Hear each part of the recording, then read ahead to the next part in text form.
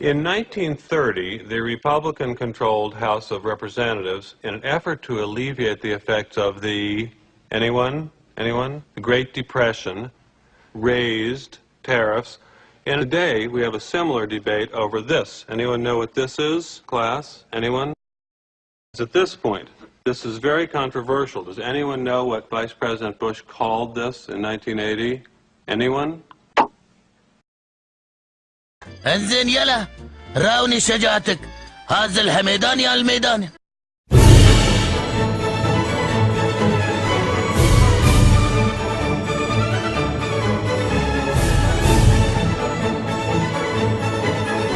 ها بتخاونيه؟ اكيد بخاونيه. انا ما بخلي ربيعي بروحه يواجه الخطر. يلا انهي انهي.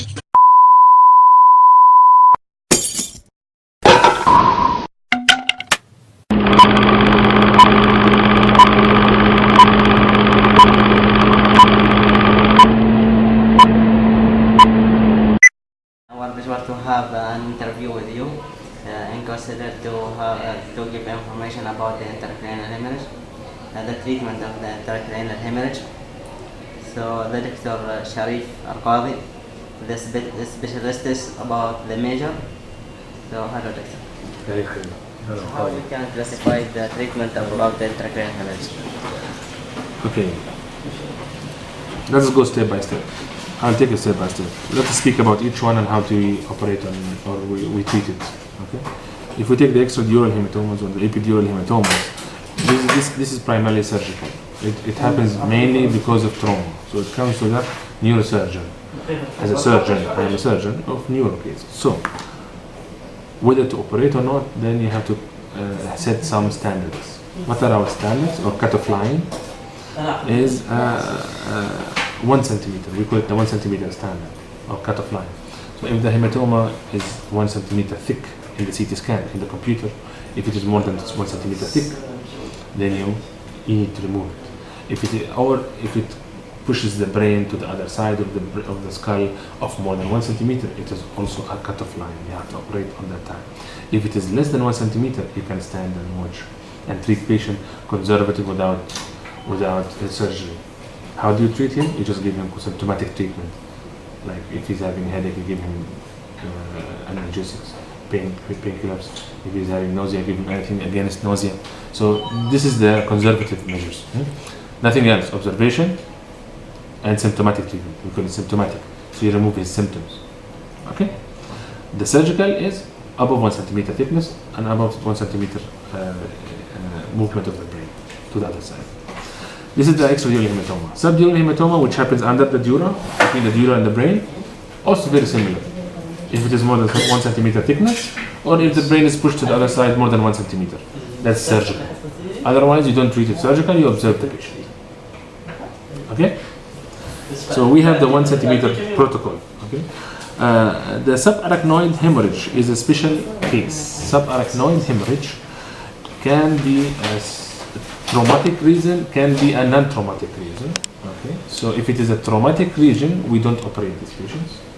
There is no need for surgery because it happens because of trauma. If it is a spontaneous hemorrhage, so you have to know why it happens. 3 things can cause why it happens. Why a subarachnoid hemorrhage happens. 3 reasons.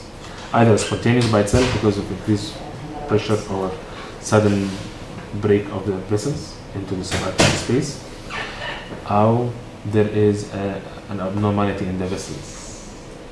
What's the abnormality is aneurysm, okay, or sometimes AVM.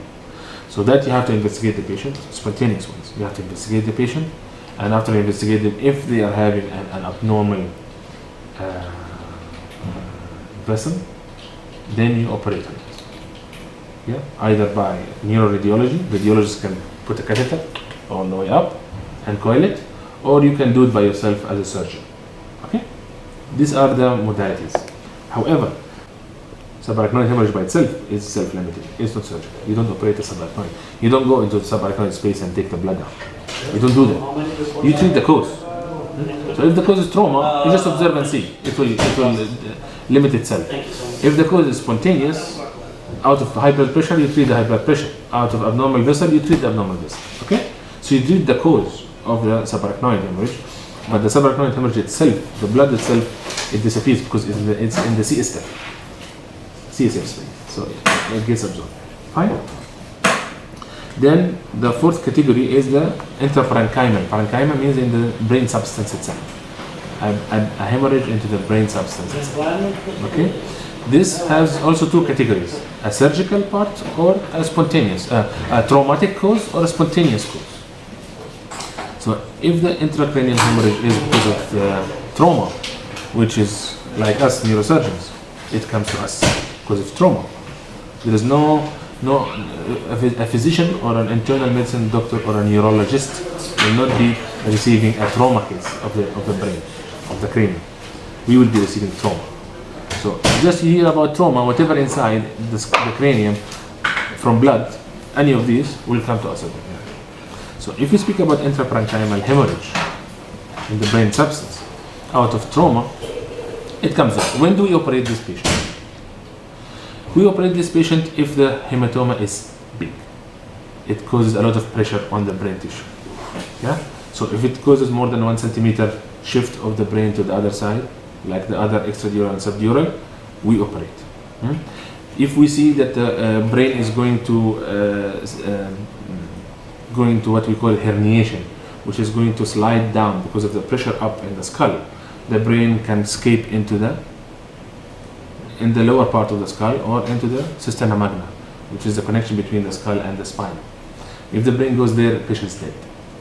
So if it causes herniation, that means a lot of pressure inside the skull, cranium, because of that blood, then the patient can die. So you have to operate and remove this hematoma. Okay? In general, if the blood collection is more than 2.5 to 3 centimeters in diameter, because it's usually almost like a circle, so it has the diameter. If it is more than 2.5 to 3 centimeters in diameter, then it is surgery. Okay? But of course, it depends on the surgeon himself and the condition of the patient. Yeah? It can be less and we operate, it can be more and we don't operate. It depends.